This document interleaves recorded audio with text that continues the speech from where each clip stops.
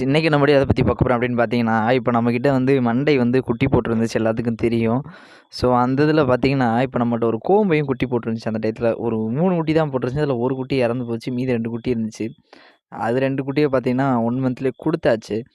So அதுட்ட பால் வந்து ரொம்ப கட்டி போயிருந்துச்சு. அதனால வட்ட வட்ட ஏற்கனவே போன டைம் கூட வீடியோ பார்த்துருப்பீங்க.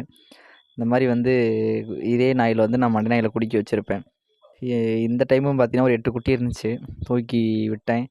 அம்மா வேற நின்னு பார்த்துட்டு இருந்துச்சு. "என்னடா என் பிள்ளைல கொண்டு போய் அவட்ட விட்ட கடிச்சிற போறாடா" அப்படின்னு பயந்துகிட்டு இருந்துச்சு. ஆனா நம்ம ஆள் அப்படி கிடையாது. எந்த குட்டியா இருந்தாலும், எதா இருந்தாலும் அரவணைச்சுக்கிறோம். இந்த நாய்களே எனக்கு ரொம்ப புடிச்ச நாய் இந்த கோம நாய் தான். அதனால தான் அந்த ஒரு கோம நாய என்னைய விட்டு எங்கேயும் விடாம கூடயே வச்சிருக்கேன். எந்த குட்டி போட்டாலும் அரவணைச்சு தான் குட்டி மாரி பார்த்துக்கிறோம். எந்த ஒரு பாகுபாடும் காட்டாது. ஸோ இந்த மாரி நாய் அமையறது தான் வந்து ரொம்ப கஷ்டம். ஏன்னா தான் குட்டி தவிர மத்த எந்த குட்டியா இருந்தாலும் கடிச்சுப்புடும். ஸோ இந்த மாரி நீங்கலாம் எந்தெந்த நாய்க்குட்டிய மாத்தி ஏதாவது பண்ணியிருக்கீங்களா? அப்படின்னா கீழ கமெண்ட் பண்ணுங்க.